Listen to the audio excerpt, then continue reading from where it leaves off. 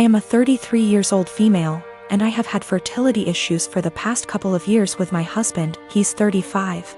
We went through with consultations, and while we had very promising results for treatment, the cost did give us pause.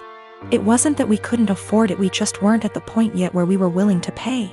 I discussed it with my husband, and we were both fine with the idea of adopting. My cousin Tiffany, woman 25 years old, is adopted, and she supported our choice in looking into it. However, this was a couple of years back, and during that time Tiffany was reunited with her birth parents, and she's been acting pretty hurtful to my aunt and uncle since then. She keeps making posts about how happy she is to know where she comes from and is happy about being reunited with her real family. She even talked about having her birth father walk her down the aisle as a chance to make up for lost time. Obviously, my uncle was very hurt about this, but when he voiced it, Tiffany got defensive. She called my uncle selfish, how this was about her, and that he knew what he signed up for when raising someone else's kid. Before the pandemic, Tiffany moved closer to where her bio mother lived so they could make up for lost time. And Tiffany kept making post after post about all the fun she was having meeting relatives, and how she called back / video chatted with each of her bio parents multiple times a week. Meanwhile, she barely texted back my uncle and aunt once a month. I could tell how heartbroken my aunt and uncle were, but tried to give Tiffany her space, and the few times they said anything she accused them of being selfish and unsupportive. I think the biggest thing that broke them was when Tiffany promised to come by for my aunt's birthday and was even given the money to travel to them, but then never showed up. She called literally the day before to say that her bio mom had an emergency, so she wasn't going to make it, but didn't give back the money.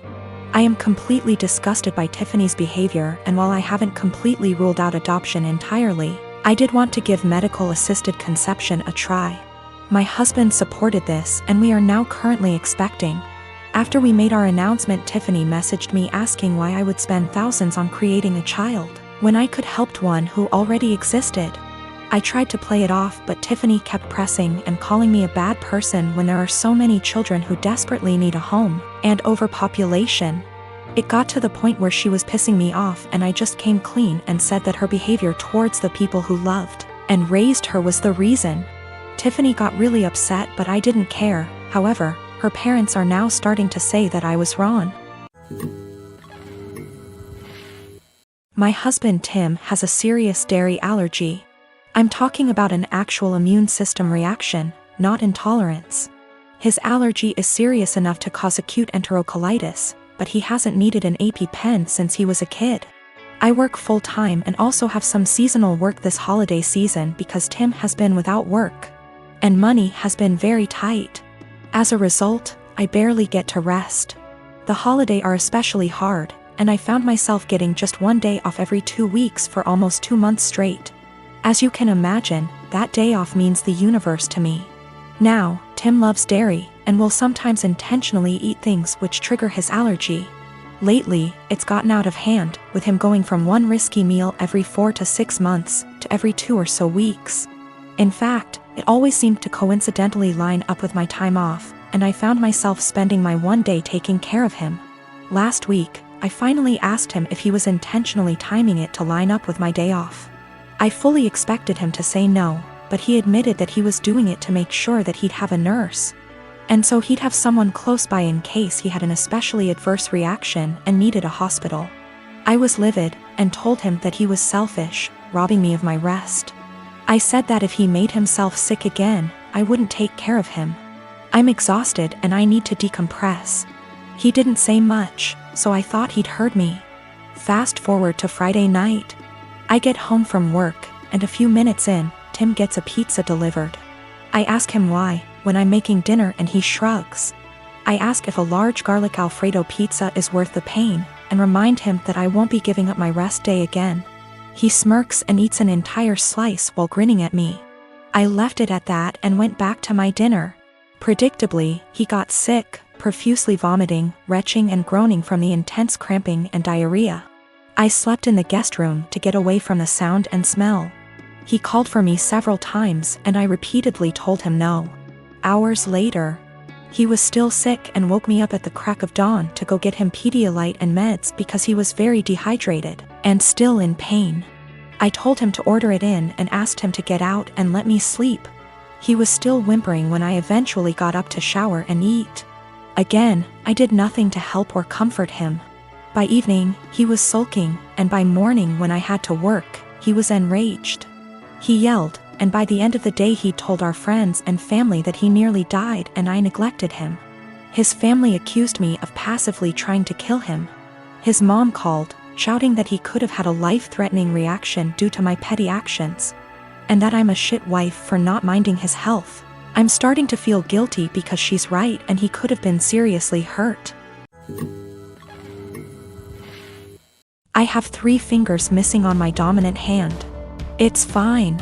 I can type and everything and even manage to tie my shoelaces most days, and on the days I can't, that's the dyspraxia. However, I won't deny that it looks a bit odd to most people. I only have my 4th and 5th fingers, so my hand looks a bit like a child's drawing of a rabbit, and not a good one. I'm used to people asking about it, usually after staring for a good minute or 2, but I still find it annoying. I really don't get why you'd think it would be an okay thing to ask someone about, but hey, I wasn't raised in a barn. Usually I nip the questioning in the bud by just explaining the truth from the get-go, and assuming that enough people will gossip about it that the message will spread by the end of the day. It always does. Anyway, I started a new job about a month ago, and I honestly could not face going through that same cycle again. I felt like the time had come to not play into it anymore and to make something out of it, and I decided to make myself laugh. When the first new coworker asked about it, I completely lied and told her that I chewed them off as a baby. I then decided to tell the next person who asked that I cut them off with a plastic knife at a picnic. And the next person that I was born with 6 fingers and they removed too many, and so on. All genuinely ridiculous reasons, but I'm a good actor and they actually believed my stupid lies. I didn't expect them to, a plastic knife, through bone, but there you go. Maybe they just thought there's no way I'd lie about how I lost my fingers. Within about 3 days, I learned that my coworkers had been arguing about the actual reason, and it seems like a lot of them now actively dislike me for lying to them. I'm probably going to have to make some cupcakes over the weekend with my super cool 3D printed adaptive whisk to get back into their good books. Anyway, I told this story to my brother today and he told me that I was an asshole because I caused tension within the office on my first day and made people feel stupid for being gullible and believing my lies. My argument is that I'm not the asshole because they were asking a rude, albeit common, question and because I didn't do it with the intention of deceiving them. I was just honestly fed up of the question and didn't think they'd think I actually severed 3 fingers with dental floss when I was 3. I'll accept my judgment, though. Not cool to ask people why they lost limbs or digits just because you want to sate your morbid curiosity. A few reminders for people: I'm not a male. Don't know why everyone assumed that. Don't ask people about something that could be traumatic, especially when you don't actually know them. My twin sister, May, and I are identical. At the end of our first year of college, I was in a car accident, and I ended up with a facial scar and major trauma. I started seeing a therapist because of the nightmares and the fact that I was panicking any time I got into a car. That led to me realizing there were some deeper issues, which we worked on. As part of that work, I got a physical. Started working with a dietitian to fix my diet and the smorgasbord of vitamin deficiencies it caused. I started working out, strength training 3 days and sprints or hit on 3 with our older sis. By the end of our first year of college, we had each gained about 30 pounds. By the end of the next year, I had lost half of it, but I was smaller at 134 pounds than my previous 120 because of the muscle mass. And that's been my size for the past half-decade. I found a new beautician, and she gave me long layers to make my natural curls be curls instead of waves of frizz.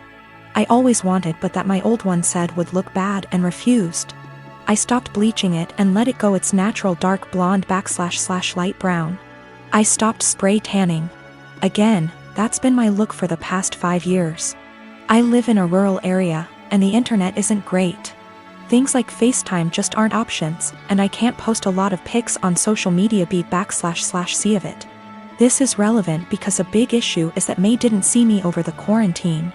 We talked on the phone a couple times a week, but it mostly revolved around her wedding planning. She got engaged before the Rona put us on lockdown. I wasn't her mo, so mostly I was being told decisions, not involved in the process.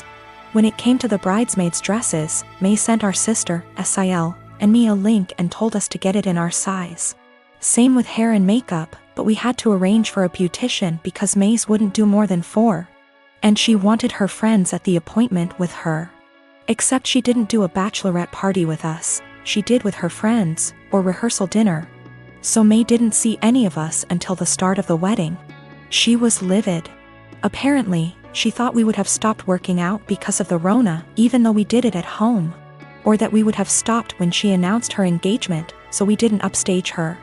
She was mad because I didn't try to hide my scar and didn't tan, thought it would be implied. She made several snide remarks before throwing a drunk temper tantrum at the reception, basically accusing the 3 of us. But me ESP of trying to upstage her. I don't have that excuse B//C I was a DD so sober, but I, quite famously, have a low tolerance for angry or crying drunks. I told her, if you're so insecure, you should have got off your ass instead of expecting us to lay on ours to make yours look better. It only got worse. Our family is on my side B//C I didn't start it or do anything. But his family and her friends are giving me shit.